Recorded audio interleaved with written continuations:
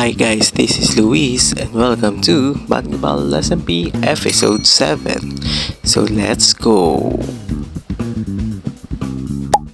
So ngayon may agenda po tayo is kita nyo naman sa title is gawa po tayo ng swimming pool. Swimming pool.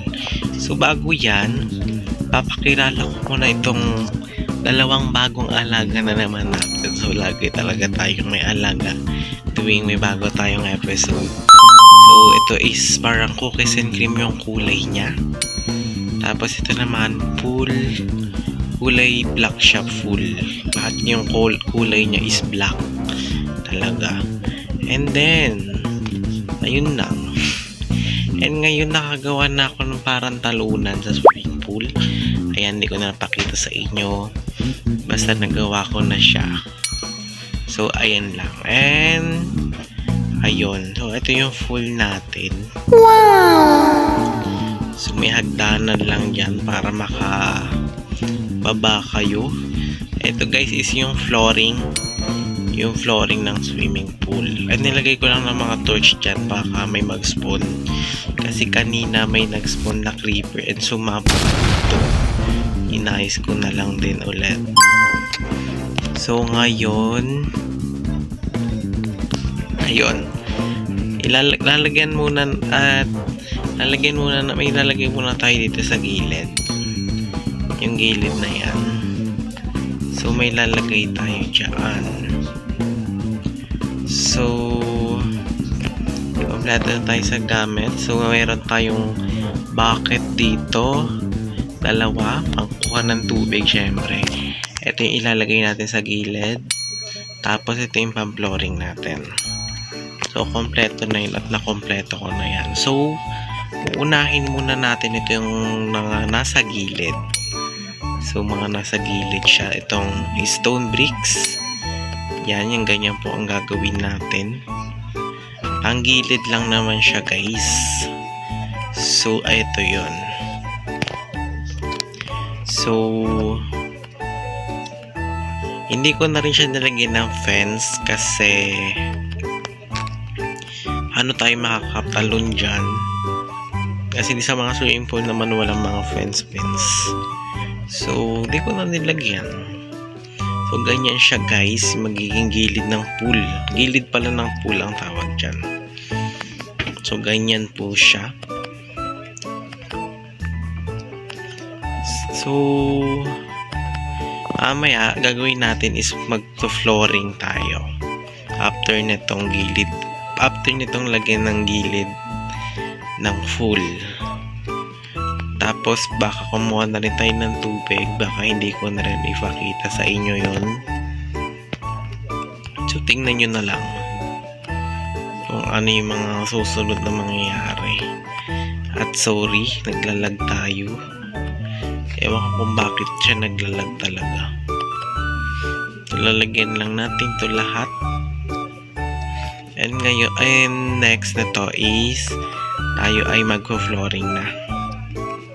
So baka hindi ko na siya i-cut. Kasi saglit lang naman ang gagawin natin. Pero yung sa paglagay ng tubig, baka update ko na lang kayo pagtapos na kasi baka medyo mahaba yun ang paglagay ng tubig natin. So, ayan, done na po ang gilid ng ating swimming pool. So, nakikita nyo, ang ganda na guys. Sobrang ganda na. Ayan, so yung gilid ng pool natin, ang ganda na. Ngayon naman is magpa-flooring po tayo. So, magpa-flooring po tayo. Ang flooring po natin is yung beech wood.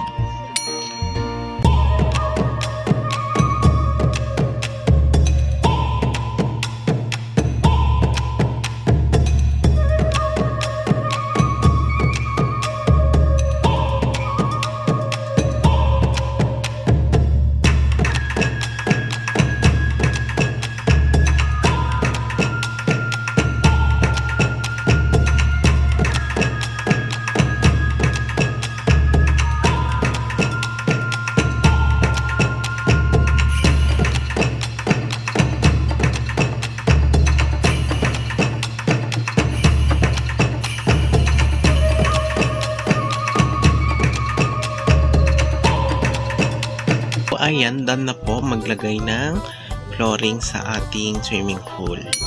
So, ngayon naman, kukuha po tayo ng tubig sa dagat. So, di ko na po ipapakita. So, baka mag-timelapse na lang po ako ulit. No? Para hindi tayo tumagal.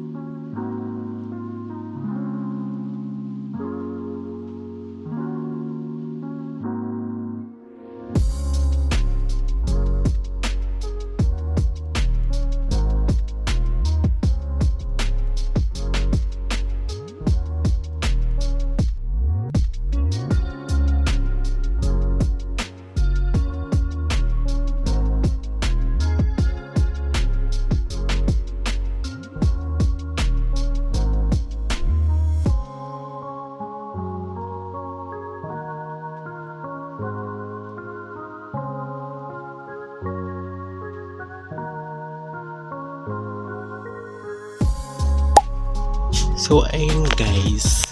Dito po si Andre. Patulong na po ako para pantayin yung tubig. Ayan, kasi hindi pa po kasi siya pantay. Ayan, kung makikita nyo, hindi pa pantay talaga yung water. So si Andre, nagpatulong na talaga ako dyan. So, thank you kay Andre ulit. Ganyan pala pantayin. Hindi ako marunong magpantay ng water. So, ayan siya sa ilalim. So, call a friend na talaga. So, ibibigay din natin ng isang water.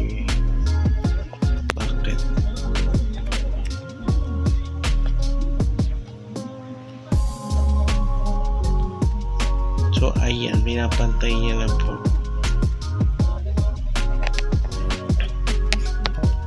So, papatulong talaga tayo kasi hindi nga siya pantay.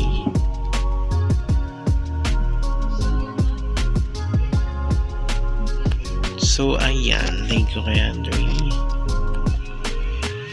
Ganun pala magpantay. So, alam na natin talaga. So, pinantay niya talaga guys.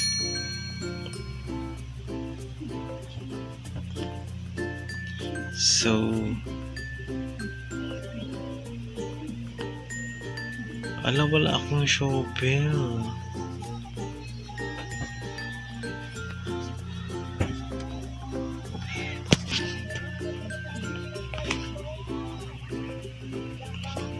So, ayan, kaya pantay niya pa rin. Hindi ako marunong talaga magpantay nito. Ganito lang pala magpantay niyan. Ayan guys, kung si Andre, ganyan pala magpantay ng tubig. So, ayan sa kanya.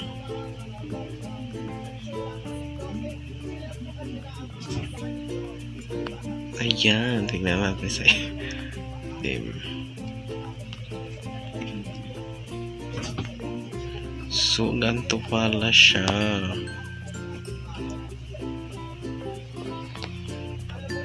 Pakak. So guys, done na po ang ating swimming pool at thank you po talaga kay Andre. So, pinantay niya po yan. And ayun, so, pinagpatulong lang naman po ako ipantay itong tubig. Ayan. So, pantay na siya at okay na po siya. So, thank you kay Andre. And ito po, yung talunan dyan. So, akit tayo at try nating tumalon. Wow! So, let's go! Woo! So, sakto. Sakto ang ating pagtalon. So, ayan na siya guys. Done na po ang ating swimming pool. So, thank you Ayun na siya guys. Ito po yung talunan niya. So, yan, nakakit lang kayo dito. Tapos ito yung talunan niya. So, yan kayo tatalo papuntang swimming pool. So, ayun.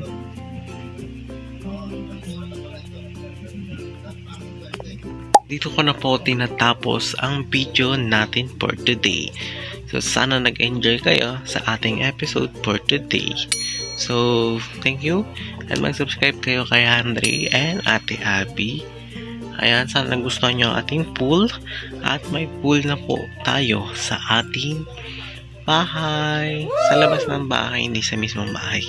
So, sa labas ng bahay, may pool na tayo. And, ang maganda ron, may talunan na rin siya. So, ayan, sana nagustuhan nyo. Rate nyo na rin yan sa comment section kung ilan yung rate nyo sa ating ginawang pool. Thank you kay Andre din kasi tinulungan niya ako magpantay ng tubig. So, ayun lang hindi ko alam naman na magpantay ng tubig.